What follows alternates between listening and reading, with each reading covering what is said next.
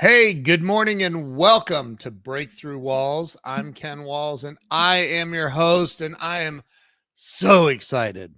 Okay, so we had this thing in Orlando, Tim Story, Gloria Mayfield Banks. They were there, they were speaking. Tim Story's like, hey, I got a couple of friends coming. I want you to meet them. And I met this woman. Her name is r.black. She is a freaking rock star. So listen, do yourself, all of your friends, and your entire family a humongous favor and share this out right now so they can all absorb this information. You're not going to believe this lady. She's a rock star. So stay with us. We'll be right back.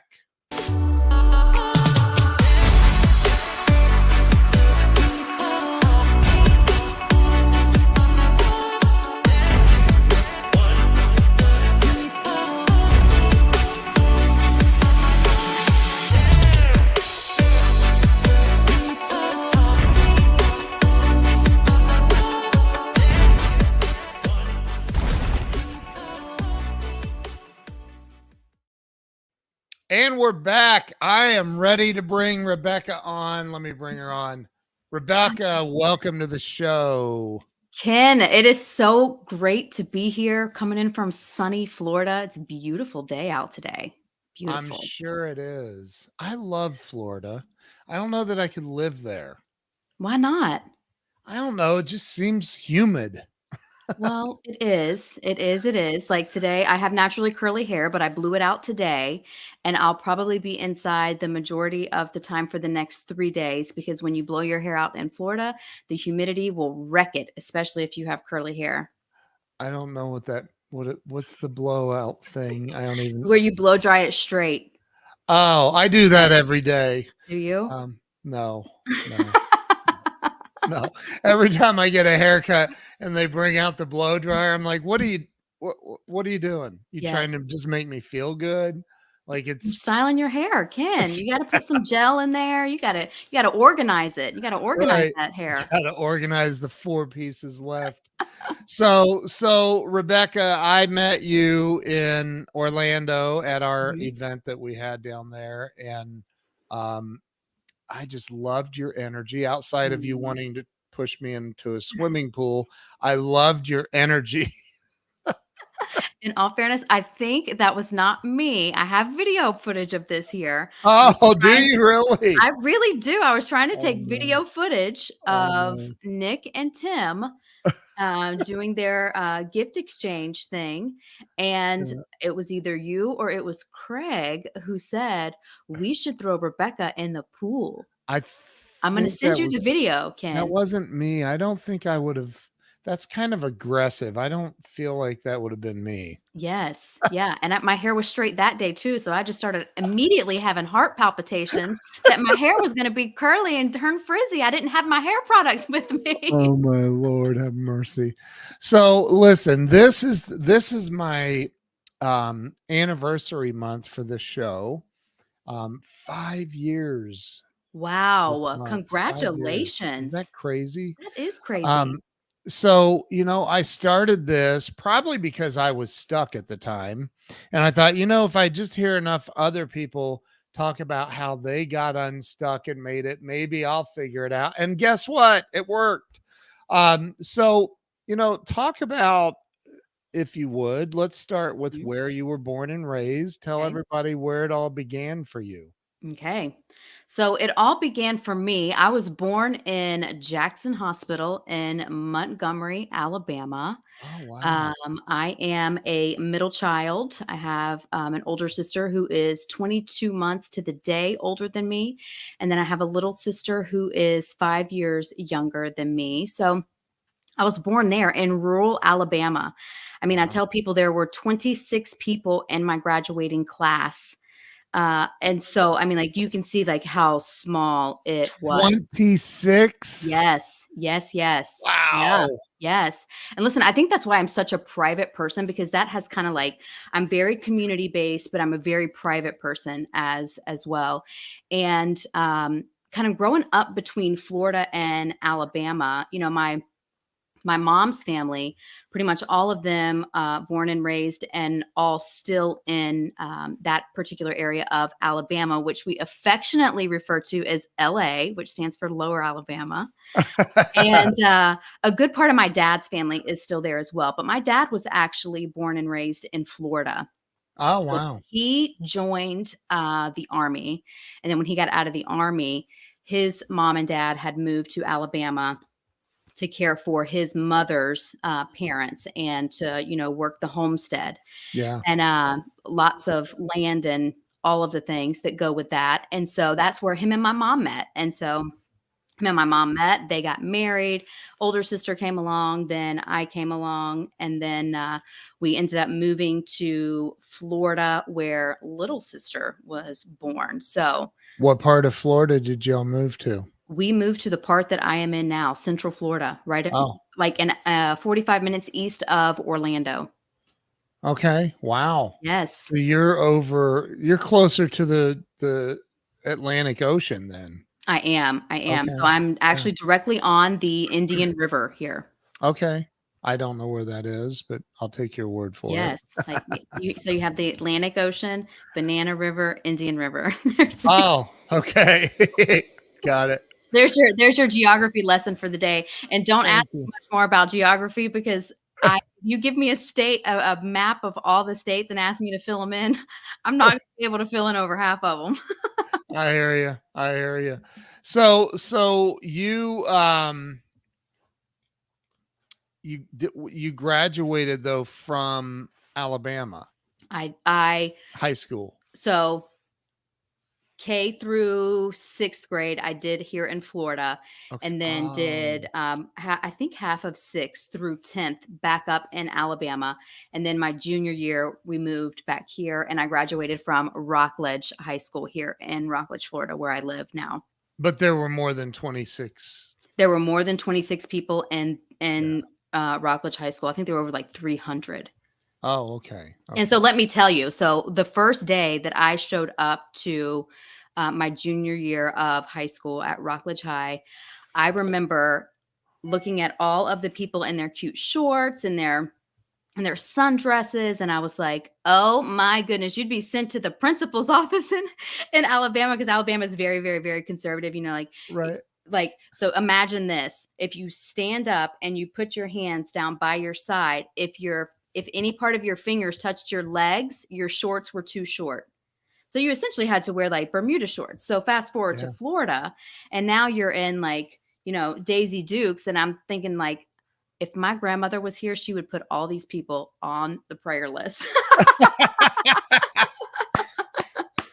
My 12-year, so we just moved to Texas, and so we're in North Texas, and my 12-year-old daughter is like got this attitude about it, like because they're very conservative here, and she's look, my wife's on here. No shorts are allowed, period.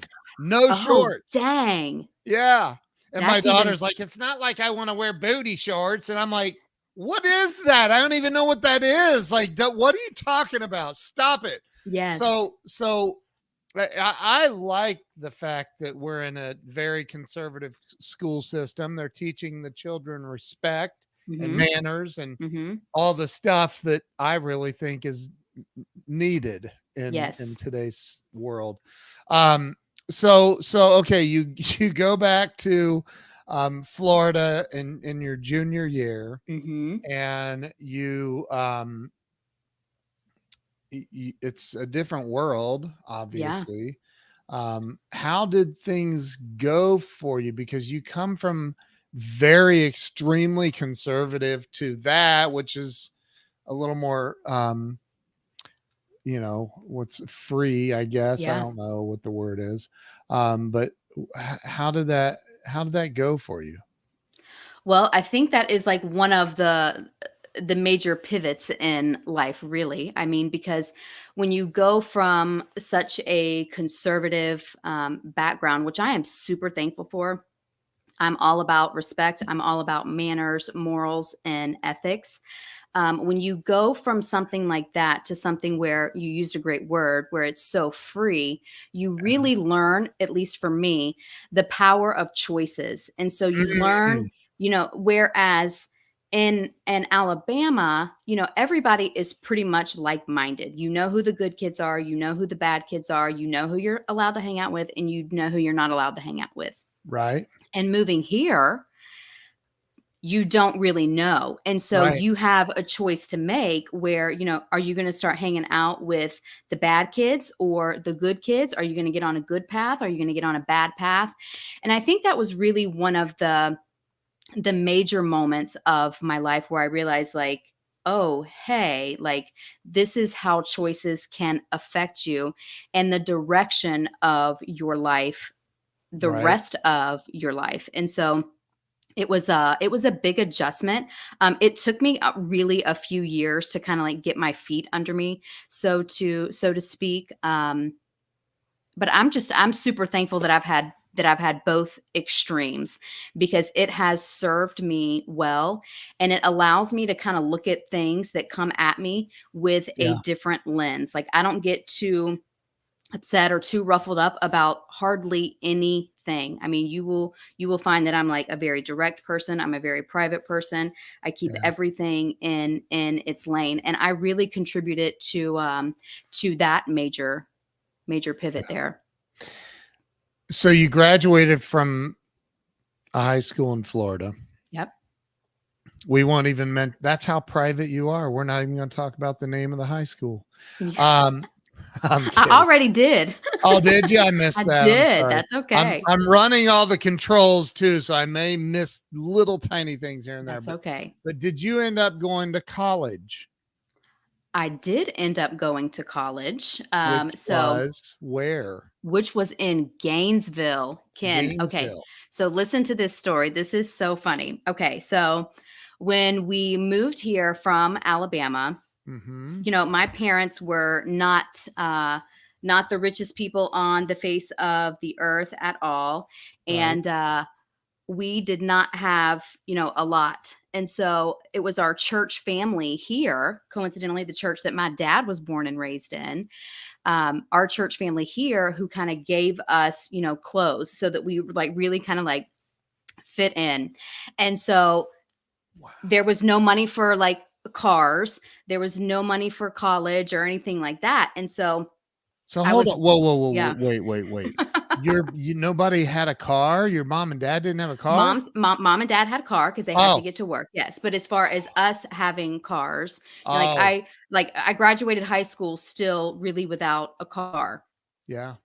One that it Wow. might work sometimes, but it didn't work other times, and Yeah. and Wow. again, like, I'm still super thankful for that. I told that story to someone the other day, and I said there was this lady in our church, and I never knew who the mother of the granddaughter was, but she gave us these clothes in school, and it was like Ann Taylor Loft, and it was the first time that you're getting to feel like linen and silk, and I just remember how good it made me feel. And I remember how it made me feel like I kind of fit in with these people that I really don't know all that well. Granted, I had my church family, and because we Right. had been here previously in our childhood, and we were still connected to that same church family, we still had that little core group of people. But I tell the story all the time. Like, I graduated on a Friday, and on Sunday, at Sunday dinner, which is actually lunch in Yeah. our house, I told my parents, because I was 18 at this point, I said, I'm moving to Gainesville.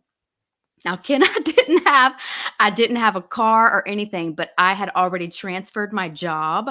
I had gotten a job at Sears, Roebuck and Company.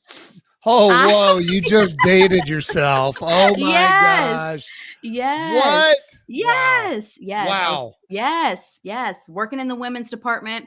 So Wow. college for me, I had qualified for the 75% Florida Bright Futures scholarship. So Right. that paid for a good bit of my tuition and books. So I was responsible for the remaining 25%. And luckily, I was in a place that had student housing. So, there's 4 rooms, and everybody rents the room inside of the house. And it was like $416 a month or something like that.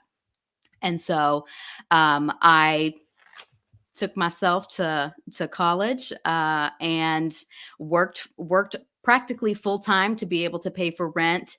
And the parents would help me buy ramen noodles. And I told my mom this. I said, "Mom, I don't know if I ever told you this, but I would go McDonald's used to do like the 59-cent cheeseburgers, Yep. and I would go and buy like 10 of them, and I would eat one that day, and then I would freeze them so that I could have cheeseburgers on other days of the week whenever I wanted them." So, yes, I did do, Yeah. 2 years at Santa Fe Community College, and then Wow. I wasn't sure what I wanted to do, for a bachelor's degree, and honestly, Ken, I still to this day haven't figured that out. I'm 40 years old, have not figured that out, Wow. but I went into the corporate America workforce after that, and, after I did that, I ended up going to hair school, which unlocked the world of entrepreneurship for me.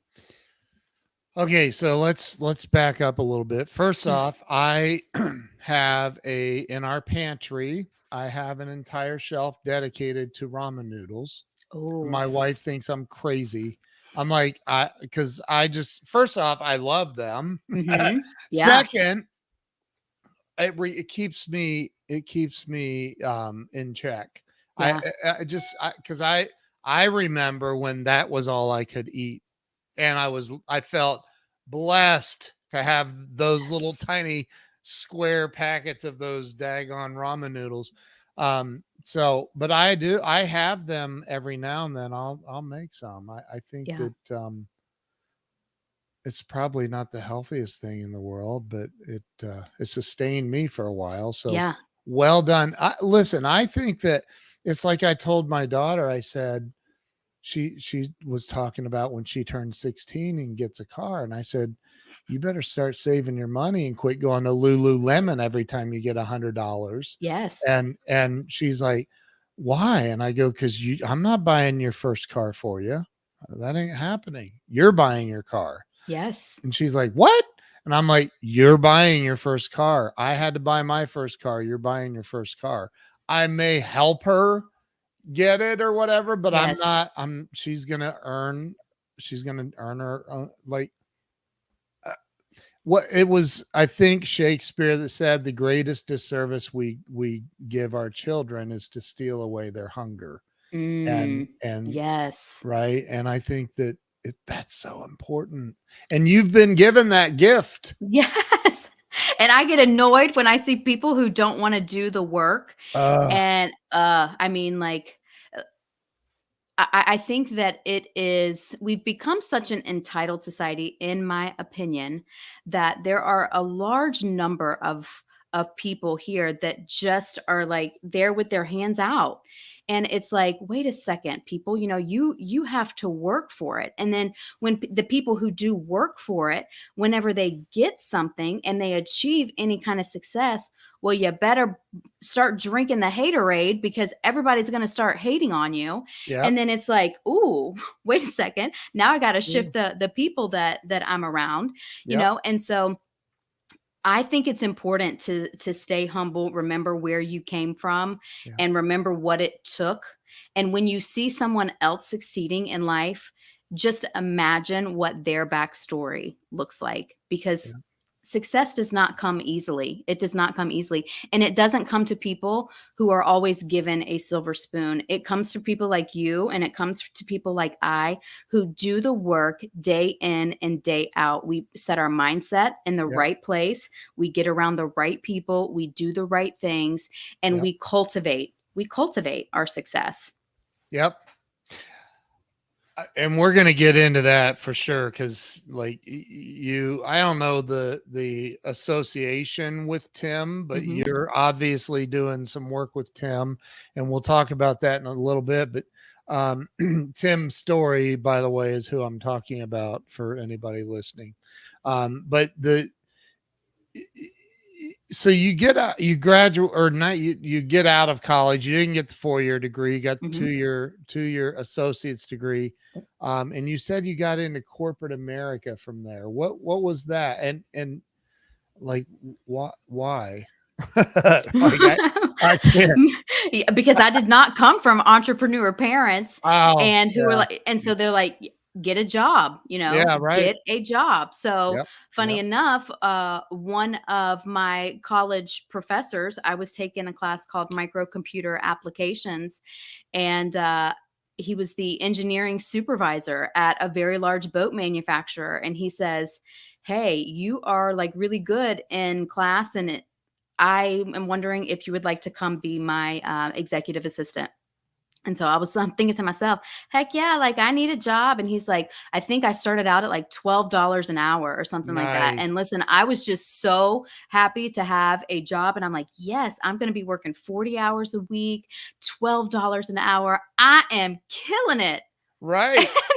Right. Because I mean, that's more money than I had been making. And I was Yep. working more hours, and I got insurance, and I got the whole 9 yards. And Hold it. then, Did you get a 401k? yes, Yes. yes, Hallelujah.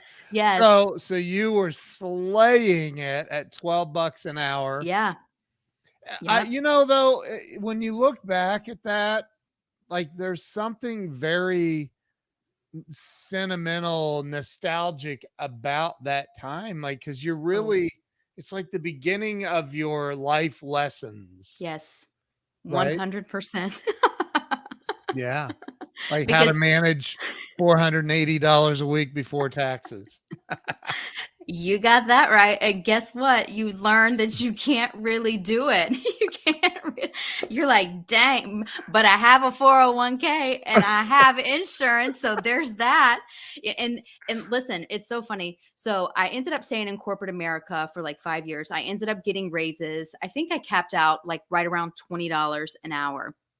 And this was another moment in my life where I pivoted, because I was like, I started looking at all of the people around me, and I was working in the engineering department as the document controller.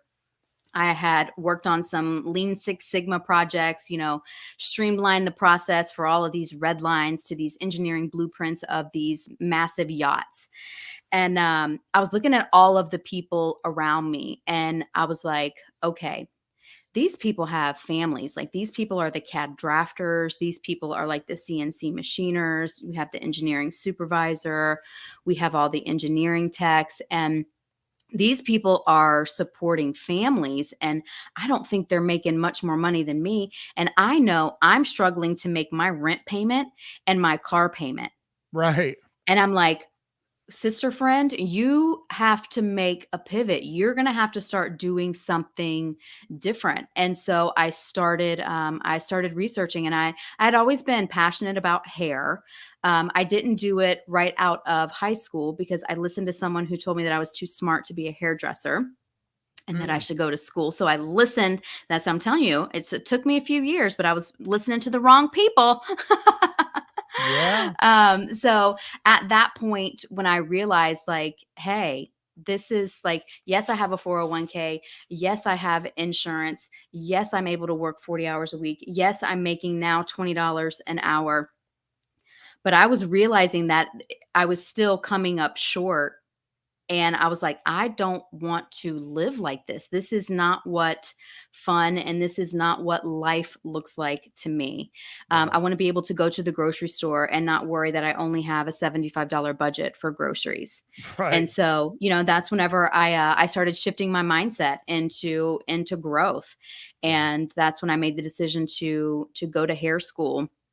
And so, whenever I went to go quit my job at this corporate company, by the grace of God, we had a corporate person who was there. There was some restructuring that was going on, and I had presented the HR department probably 2 weeks prior. Yeah, because I was coming up to like the last 3 days of my 2 week notice that I had turned in, because I had turned my 2 week notice in, and I was going to start bartending because I knew that I could go to school during the day and work at night and still make enough money to pay my rent, to pay my car payment, and put groceries on the table. So I turned my 2 week notice in, and the corporate guy came down, and in his analysis, he's like, I understand that you're leaving us at the end of this week. And I said, yes, I am. And he says, well, would you consider staying? And I said, well, I already sat down and talked to HR about that. And they told me that they don't make any exceptions, even though in the employee handbook here, it says that you can work 25 hours a week. I said, and I offered to work 25 hours a week. And she told me that they make no exceptions. And he says, well, if I can get the exception for you, will you stay on? And I Wow. said, yes. I said, yes, I will stay on. And so my life then went to, I had to change my work schedule to work from 5:30 a.m. to 11:30 a.m. Monday through Friday, to go to school from 12:30 to 8 p.m. the whole time I went to hair school. And that was a year long. Okay. Listen up, everybody. That's called work. Right? Yes. Like Yes. that's serious work. That doesn't even count. Like, oh yeah, I had to eat. There, I had to take 5 minutes to stuff down some ramen noodles. Yeah. And then probably some study time, I would imagine. And then, oh, that's right, you have to, sleep every now and then. Yes. That's what it takes. That's the Yeah. American dream right there. Yeah. That's not having anything handed to you. No, that is you do the work, you show up, you put yourself in the right places with the right people doing the right things, Yep. and success will follow. It may take you some time, Yep. but success will follow. And you are never more than one pivot away from making any change in your life it is that you want to make. Amen. Amen and amen. And the Mm. whole church said amen. Amen. So I no, I love this about you, that you were never given anything. You're not Mm-mm. entitled. You went out and busted your rear end to make it happen. I Mm-hmm. love that. I love that.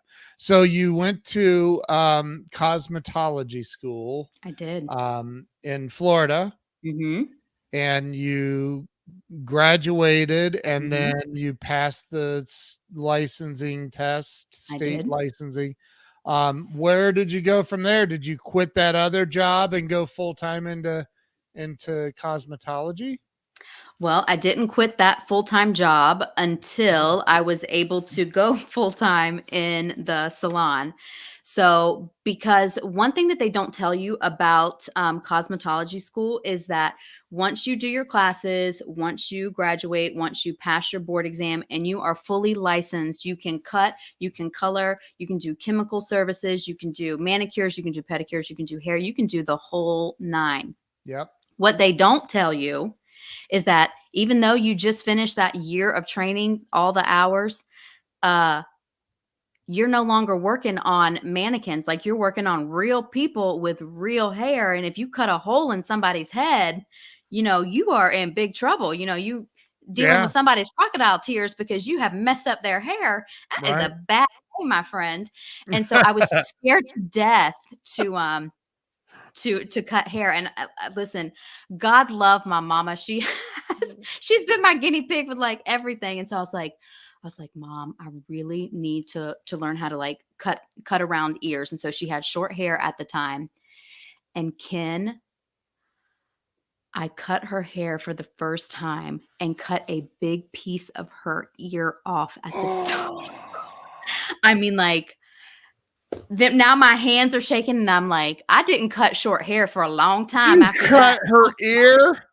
Like, kidding, like bleeding, like blood's coming down. Like, here's paper towels. Like, it's too much for the paper towels. Like, let's go get the actual salon towels. Like, yeah.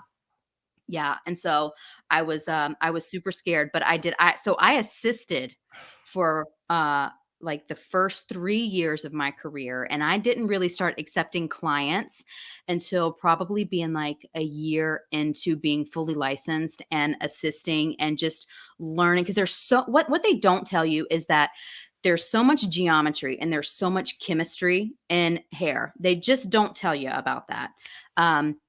you are cutting straight lines on round objects, okay? And everybody's everybody's It's head different. is a different shape. So you may learn Wow. on that mannequin one particular haircut and you use those same angles on somebody. And guess what? It looks completely different. You're giving people mullets. Now they're cool now, but they weren't cool back in 2006. They weren't cool then. So Oh my lord. but And then you throw, because I'm really weird about, and even though it's thinning like crazy, that's the gel I'm putting in, is making it look thin. But I have calyx, like I have yeah. like 3 or 4 calyx, and so it's got to be the right person, or I don't know how many times I've walked out going, oh my God, I gave her a tip, but I'm never coming back. Yes. Never, Yes. never, ever, ever going Yeah. back to that woman. Yeah. So yeah, I can see where it could get, you A could little get hairy, haters so to real quick. speak. A little hairy, so to speak. Oh my It God, can. that's But you know funny. what, Ken? Whenever I started assisting, I set a goal for myself that within 5 years of being licensed, I wanted to own my first salon. I wanted to be a salon owner for the first time. Oh wow. And so I worked very diligently. And as a shampoo girl, like I had decided that I was going to be the best shampoo girl and the best assistant that the stylist that I worked for had ever seen. And so I learned all their client names. I learned their color formulation. So whenever I saw, Miss Susie walk in, I had her 4N and 4GB ready to go. I'm like, he's going to be Wow. ready for you in just a second. Let me grab you a coffee. Let me grab you a glass of champagne. Would you like some water? Uh, I learned how to serve my clients from there, and the Mm, tips that I made from there. I saved all of my tips so that at the end of the 5 years after I've started establishing a clientele, because it was probably between year 3 and 5 where I started establishing my clientele and learning the wow. art of getting an established book of clientele. Um, I made my dream happen and I partnered with two beautiful, amazing women, and we had a very successful salon. Both of them are still in the industry, and we still have close friendships to this day. Wow. Hmm. So within 5 years, you owned your own salon Yep. Yep. after nearly cutting your mother's ear off. Yes. Yes. Wow. Yes. Poor She was mom. the only ear I ever cut. Oh, really? The only Oh one. my lord. I'll bet Yeah. she's really happy she holds Yeah. that She record. does. And I mean, it was a Wow. brand new set of shears, Oh, and they were beautiful and they were Japanese. And they probably made a perfectly clean cut though. oh, it was so clean, Ken. It was like butter. It was like a hot knife through Oh my cold butter. god. It was Your poor mom. I know. Okay, so how long did you do that? How long because I don't you're not are you still in that business? So I still maintain my license as a Okay. cosmetologist, Okay. but I ended up selling my salon to go into the product development space. I had been consulting for a few companies. My Yeah. wife said, "Thank goodness." Talk, talking about that, your mom's the only one you Yes. ever cut. I know. I know. Uh, my Oh, sister well, was trying to cut my hair way back when we were kids, and she cut my hair. She was not a licensed anything. yeah. Um, but anyway, yeah, that it sucks to have your ear cut. Yes. So sorry, go back to you. So you were saying, So I was saying, I stayed behind the chair and in the salon owner capacity until probably like 2017. And oh, so prior to that, in 2015, is when I had really started getting into product development. I had helped a couple of other companies perfect some skincare stuff that they were working on, taking out some oh, of the toxic stuff and the microplastics inside of their products. And I'd created a line of beverages. And so when it became like too much for me, I have a saying like you can only ride so many horses with one rear end. And I was trying to ride too many horses with my one rear end, yeah, and it became too much. So I ended up selling the salon, and I still keep in contact with a lot of my clients as well. Like Wow. I still like will text them and be like, hey, hope you're well, miss you and stuff like that. Because as hairstylists, you are one of 5 licensed professions in the world where your license gives you the ability to touch people, and when you touch people you build trust. Yeah. And so it really is such a trusting relationship that people have with their hairstylist. So I still maintain close relationships with almost all of my clients, and so I'm Wow. super thankful for Okay. that. I got to bring this up though, because I finally found this. She was a little bit nuts, but she gave me the perfect haircut, like the Yeah. best one ever, right? And like after a year, she meets some sugar daddy and runs off and leaves her job, and I'm like, no, you cannot do this. No, I was Yeah. so angry. I was genuinely pissed off. Like, what are you doing? You can't leave. Like, what? Who cares about your needs? What about me? And she's like, "What about you, Ken?" I know. I'm like, my hair needs cut. And Yes. anyway, so I remember feeling like, oh my God, what? And so what, how many clients, how many of your clients were like, oh no, you can't do this. Yes, actually, a lot of them were were like that. They're like, "Can I come to your house? Right. Can I think I can I said the just same like thing. pay Yeah. you cash? Like I'll stop using credit cards." I'm like, Yeah. it's not that. It was too overwhelming. Yeah. At that time, and as you know, time is our most precious commodity, and that was Yeah. another pivot that I had to make. Like Yeah. when I went from an assistant to a full-time stylist, a stylist to a salon owner to now I'm selling my business and going into product development.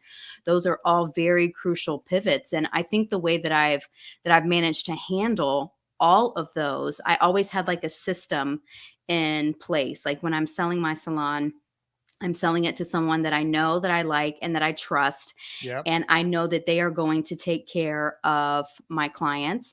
And there were some people who were like, I really want to go back to one of your old business partners. I want to go, back to this area. If I'm not coming here for you and for your conversation, then I would rather go to this person. And I'm like, that is 100% your prerogative. And I think anytime you make any kind of pivot in life, you always have to consider the effect that it has on other people. And I think as long as you have a great intention of taking care of them, whether they view it as you're taking care of them or not, when you do the due diligence to say, you know what, like this is where I'm at, this is what's going on. And due to this, Right. I'm no longer able to be behind the chair, but this is what I have done for you.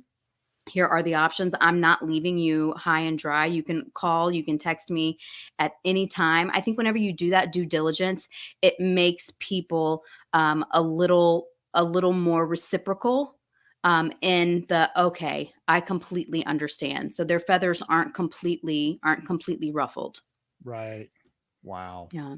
And that's tough. Making those decisions has to be, it has to be. And I Yes. know that hairdressers, I don't know what the PC, right? You Is can it? call them whatever you want to call them. I don't get offended Yeah. by any of them. Okay. No, call me a Um, hairdresser, right, hairstylist, cosmetologist. right. You have these, conversations. You really get to know your clients, Hmm. so I'm sure that it's difficult. But so you get into like I don't see how the product development, and you said something, you slipped it in really quick, something about you formulated a drink. Mhm, So mhm. okay, how does all that tie in with cosmetology and blueprinting? So, because it's this creative brain of mine that never shuts I off. love it. I love it. And so, um, because you do get to know people's story when you are, Yeah. behind the chair, Three of my clients, all under, let me just say, I think almost every single one of my clients under the age of 40 who was trying to conceive had some type of fertility issue. Mm. And then three of those clients all had done some type of in vitro, they needed fertility treatments to end up getting pregnant. Two of those three are now deceased. Only one of them is still living. And so, Ken, I just kind of started asking myself, I'm like, why do these people have cancer? Like these girls, like they've got babies. I mean, like they have young children. And like, why did they struggle to get pregnant? Why did they get cancer? And so I learned that, pregnancy and the reproductive types of cancers that they had are all part of the endocrine system. And so I'm like, well, what affects our endocrine system? Like the analytical brain is going to work. What is the blueprint for all of this? What And is the so endocrine system?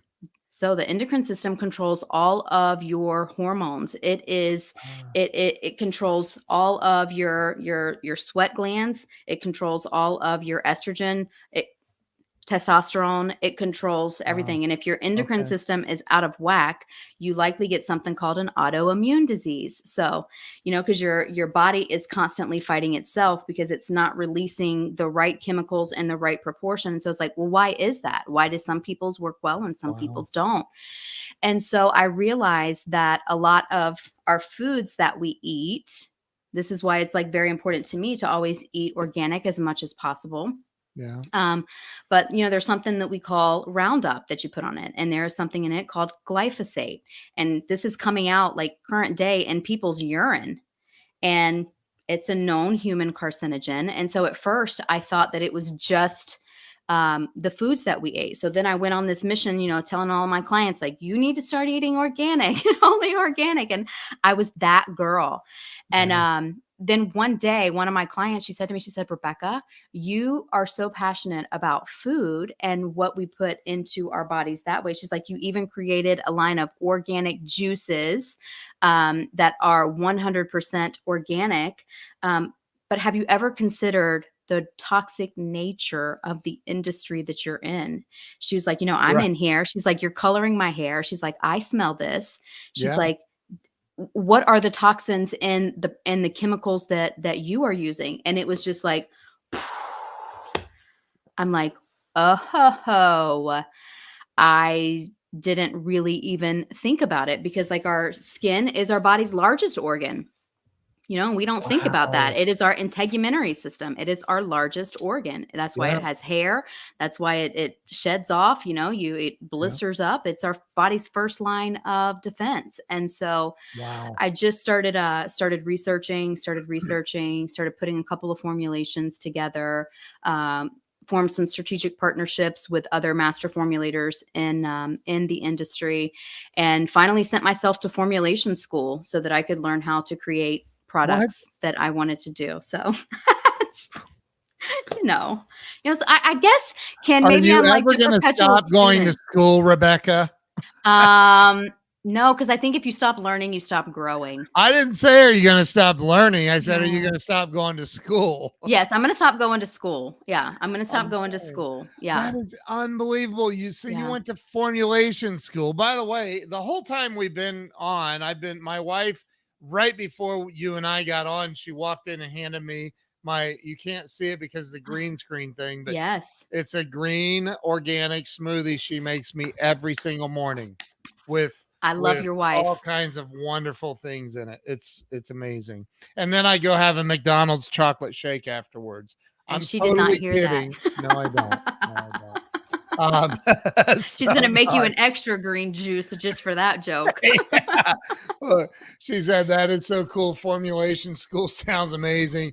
She's really, really, really into this. I Yeah. guarantee you, my wife will be sending you a friend request later today, Oh, I because look she's forward to really it. into this.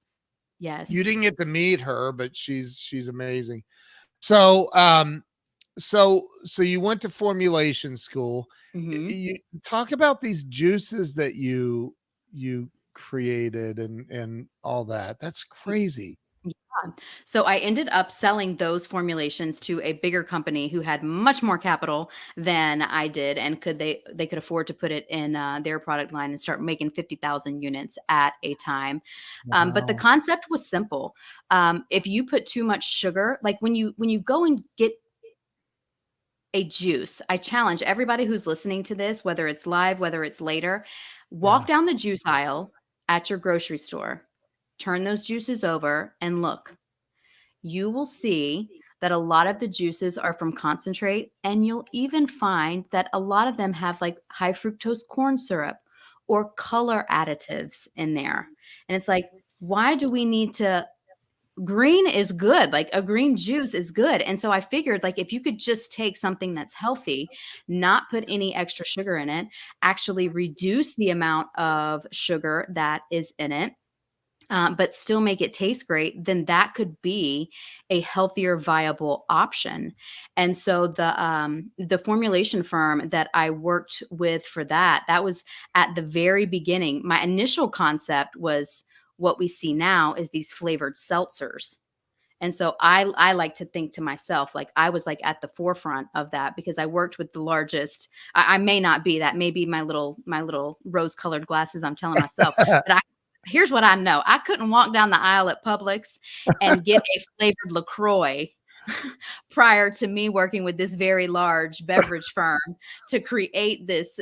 We went from concept to, final Wow. product. So, and So now it has more. you're the pioneer. Well, I mean, that's my story that I'm sticking to, Ken.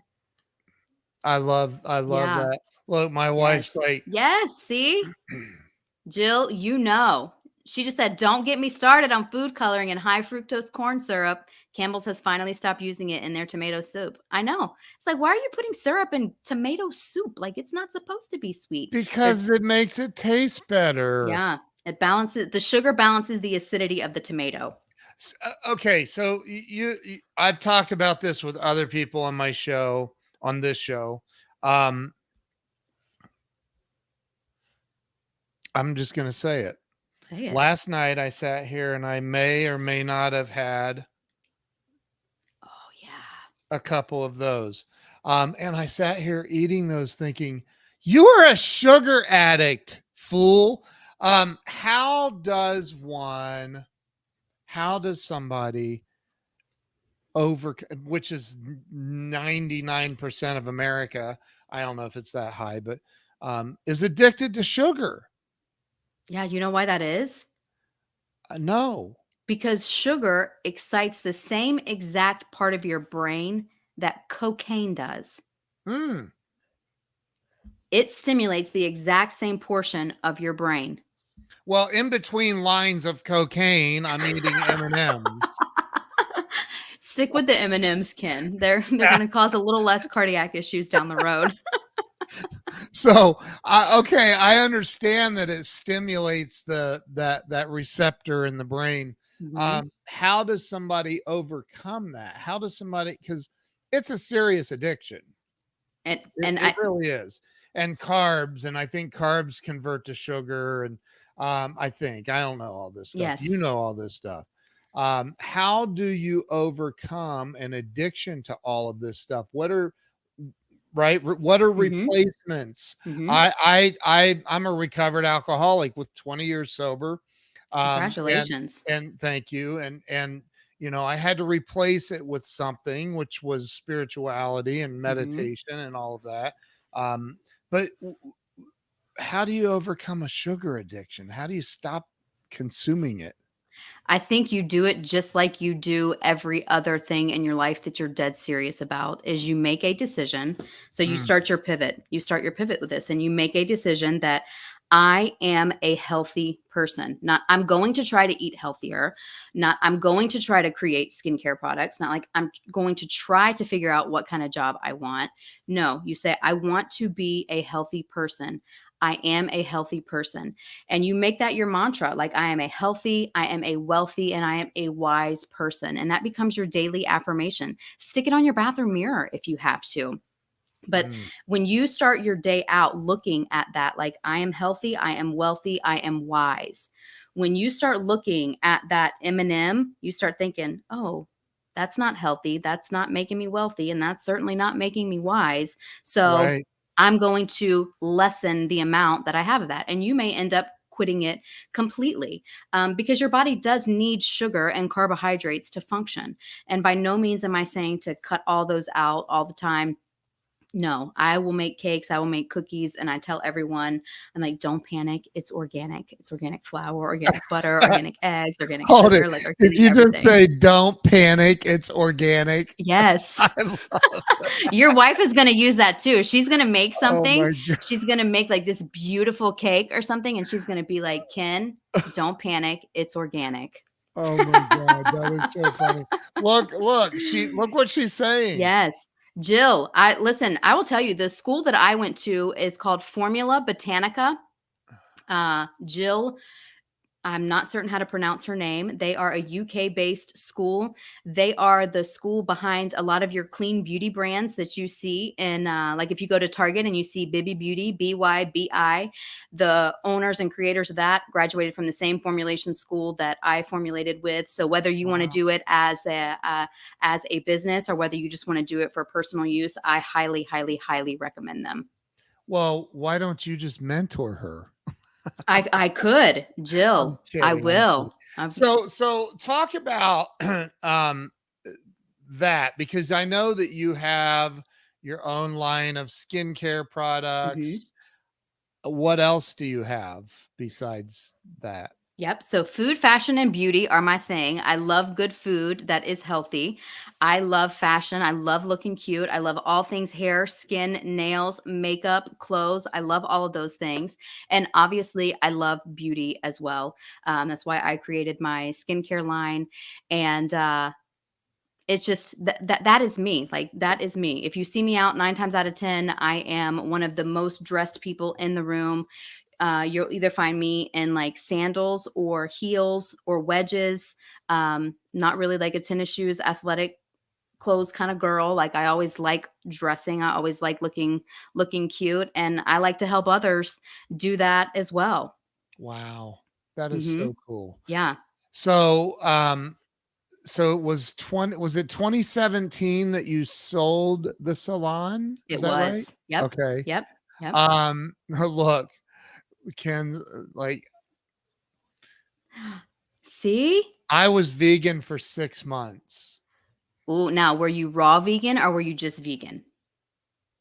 Raw No. vegan is where you eat like nothing cooked. Like, Oh my god, no. yeah, And it was the hardest, most terrible 6 months of my life. yes. It I was love steak. good. It was good for a lot of reasons, but there were other reasons that it wasn't good for me, for my health, for my intestinal things. But anyway, I do know this. It produced a tremendous amount of energy. Like I had Mhm. like this unbelievable amount of energy. So there is a balance in there that I need to find.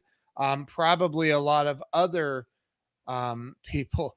Look, I told you, you and my wife are gonna be new best friends. So like like one time because I take Prilosec every day Mhm. Mhm. for acid reflux. Mhm. And one day it wasn't working, and we're driving back from Florida to Ohio, and I'm dying. I'm like, I feel like my chest is caving in, and like it was bad. And she's like, you need to let me I have some oils I'll rub on you. And I'm like, no, stay away from me with that witchcraft. And she's like, it's not witchcraft, you weirdo. And so I ended up getting into so much pain that I was like, all right, I'll try anything. If it's not that, we're going to the hospital somewhere. Yes. And she put it, and I'm telling you, within 15 minutes, it was Mhm. gone. I'm Yes. like, what in the world is in that stuff that it would absorb through my skin and cause me to like, it's unbelievable. So I love what you're doing. I love the natural organic stuff. I don't know if you're into oils or not. Yes. Um, I I use them some in some of my products. do you Yes. really? Yes. Yeah, because I Wow. won't use any fragrance. Wow. Mhm. No kidding. Yeah. No kidding at all. No kidding at all. Wow. Wow. Wow. Wow. So talk about that business. Where is it now? How did you grow it? Did it grow, pardon the pun, organically? The answer is yes, it did grow organically. Wow. Like I said, I've been in the beauty industry for like 16 years now. And I've met a lot of really amazing people. I've had the opportunity to speak on stages to women entrepreneurs. I've had the absolute pleasure of going and working in salons across the United States, helping people become better at blowouts, better at color placement, better at client interactions to help them, fill their books. And I've had the opportunity to meet amazing, wonderful people like our friend Tim Story, whom I met almost 10 years ago. And I was Wow. consulting for a company. He had spoken on a stage at a mastermind event, and I loved his speech so much because he laid out this simple strategy, I guess, so to speak. And so it was, like you sit down and you learn, then you stand up like in confidence with your knowledge, then you start walking towards your goal, and Yep. then you start running, you're gaining snowball traction, and then it's like you run up that mountain, and then you soar. And just the way that he put it, I mean, obviously he did a much better job than I just did with that right there. But it was that moment when I was like in the midst of that pivot where I'm switching into the product development role, where I realized like, hey, you have to start getting around better people. And so I've had the Mm, opportunity to really put myself and to earn the way into some pretty cool circles of people. So the list has grown organically. My brand has grown organically, and it's personally my favorite way to build an audience and to build relationships with people, because I feel like once people get to know you, then they like you a little more, and then they trust you. And I am really big on trust. yeah. Yes. Yeah, yeah, Yes. yeah. And you're part of, I don't know what capacity you and Tim work together. Mhm, mhm. I join the World Shaker Society, Yes, and you're always there kind of help running things. So yes, I don't know what capacity you guys work together, but you're in there tight. I know that. yes, yes, yes, yes, So yes. I think everybody should know about the World Shake. All the men should know about it. It's incredibly Phenomenal, powerful. It, phenomenal society. And I do work hand in hand with Tim and the team on a few projects that they have, because one of what Tim calls blind spots is I'm really good at helping people. Like they say, hey, I want to, launch the World Shaker Society. I want to bring it back. I want to, create this mastermind for kids. yeah, I want to do that. And I'm like, okay, well, if that's what you want to do, like, this is how you do it. Because I've been a student my entire life, and I'll always be a student my entire mhm, life. And I just really enjoy helping others that they're like, hey, I want to do this. yeah, I really enjoy helping them pivot through the whole process, because I'm like, okay, this is what we're doing. This is what we have to do. And so Tim has been so amazing, and I'm forever grateful for all of the doors that he has opened. But any yeah, men that are listening to this, if you are not in the World Shaker Society and you want to know more about it, ask Ken, or we can connect you directly with Joseph, because it is a phenomenal environment yeah, for men, yeah, curated by men. I help with the membership side of things, making sure that things are flowing well, and like the whole operations side of things, so to yeah. speak. And it's a phenomenal organization with It is. phenomenal men just like you, Ken, who are making massive impact in the world. And Yeah. last Saturday's call, how crazy good was that? I missed it. You have to listen to the replay. Did I you get the did. replay? It was Yes. incredible. Oh my gosh.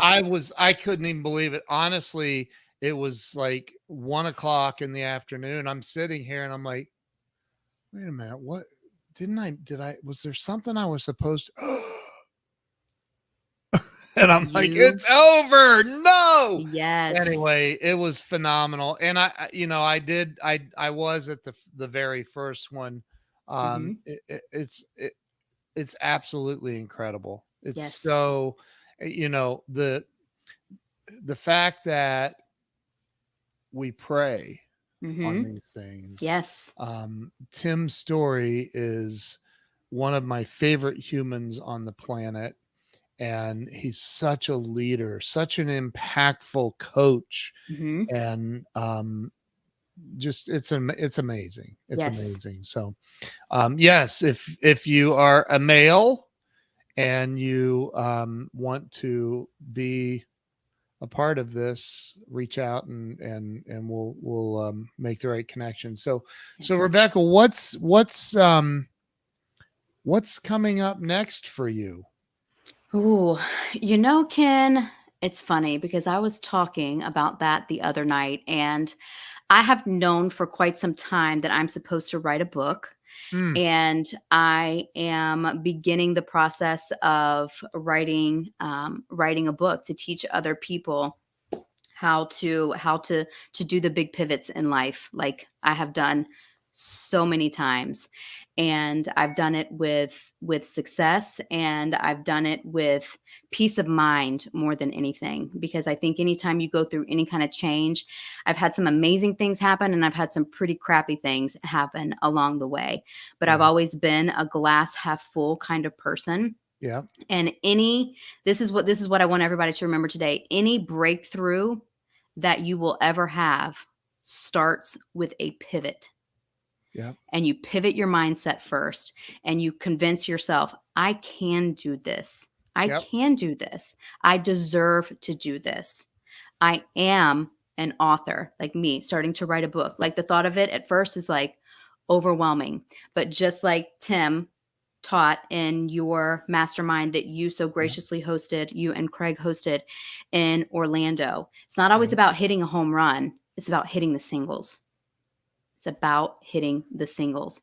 And every yeah, breakthrough that you will ever have, no matter what it is, if you want to go from long hair to short hair, you, you want to go from being in the corporate world to being in the entrepreneur world, you want to go from being in the entrepreneur world to becoming an author. All of those require a pivot, and it starts with your mindset and telling yourself that you can do it and believing that you can do it as well. amen. I'm sitting here debating whether I should try to coach you on this book thing live or not. Do it. So I'll tell you, Should I get my pen and paper? you don't need one. Okay. This is gonna hit you hard, Okay. and it's gonna change your life. Okay. Um, you saw the bracelets that we gave everybody at the Turn It Up event, right? Yes, I And did. the little phrase that was on each one of those bracelets. I did not get to see the phrase, but I saw the bracelets. It says, "Don't be a little." Don't be a little bitch. So No wonder that's I don't need notes. I'm so picking up what you're laying down. that's Grant. That's Grant Cardone. He. I heard him say that. He isn't the first person to ever say that, but I heard him. He put it on a bracelet, and Mhm. I thought I love that so much. I'm gonna make a bunch of those. And the reason I love that is not because it's a foul word. It's a word that impacts you really, really hard, punches you right in the face when you need it the most. For Mhm. me, right? Yeah.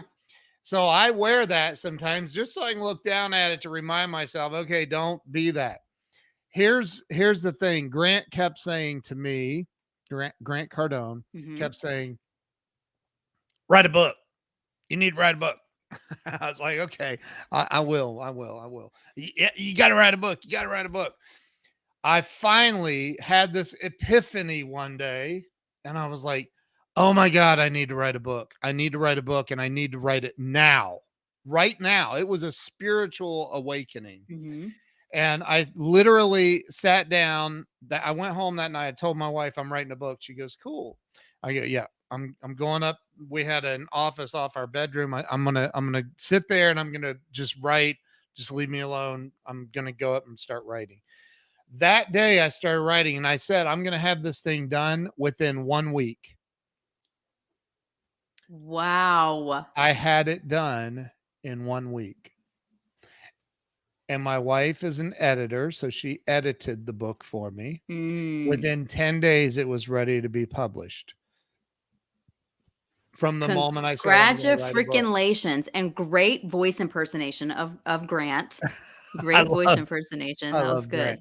But But like that's the thing is it's like anything else. It's no different than those right there. It's mhm. once you make the decision, I'm writing the book. This is how, and then just smash the gas. 1 hour a day at night, I'm gonna spend writing this book. And now with Chat GPT, you can literally like you can get ideas from it. Yes. And so um I would encourage you to write your book And like to right not now. be a little bee. That was great, Ken. Is I mean, that like, that's just funny? like a gut punch. That's just like punch it right in the gut. I mean, like No, but you know what? Honestly, it because I now have written 8 books, mhm. and Wow. like when you just say once you do it, you're gonna go, what was I thinking so much about? I mean, just go do Yes. it. It's like Yes. anything else. So, real quick, and I know we're over time. I'm sorry about that. This has been phenomenal. Mhm. Do you have time for one or two more questions or no? I do. I Okay. do. One question I ask everybody, Okay. and the number one answer to this is fear. So I'm not going to you can't say fear. You have to Okay. come up with something better. Okay. In life, I believe that um, having money, Mhm. a lot of money, or a significant amount of money, having money is related to being happy. I Mhm. did not just say money buys happiness. I didn't say that, so I don't want to hear that from anybody. I'm saying having money is related to being happy. Mhm. I've been homeless and broke, and I've been wealthy, and wealthy is better, way Mhm. better. Mhm. What do you think, in your opinion, Mhm. stops people from having real financial success, number one, and real happiness and freedom in life? This Mm. is your opinion. Great Don't say question. fear. Nope. Nope. No. No. And so the first question was what stops people Yep. from, and then the second question was, It's really that it's the same question. What stops people from financial success mhm. and freedom, happiness, the whole package? Okay. Having it all. Okay. My honest reaction to that is what stops people is their inability to make a decision to just freaking go for it and to put their hater blockers on, like buy the biggest pair of sunglasses that you can buy, set yourself a goal, put a timeline on it, and just go for it. Because the more money that you are able to make, the more impact that you are able to make. And if you can picture yourself going to whatever organization it is in your community that you love, maybe Yep. it's, your local homeless shelter, maybe it's a church, and writing a check for $10,000. Can you imagine what that looks like and what that feels like? Mm, Because mm, so many people never they associate money with they go but they misuse a scripture in the Bible where it says the root of evil is money, and it is the love of money, right, because money cannot buy you happiness. Money right. cannot buy you happiness. Happiness is a state of mind. Happiness is walking in your purpose. Happiness is being on a path that helps others and makes others feel good about themselves.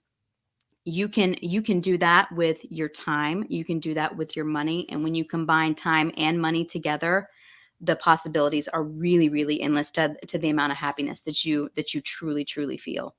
Totally agree. We can make such a bigger impact in this world if we Yes. have money. I love what Grant says. He says, people walk up to me all the time and go, Grant, not everything's about money.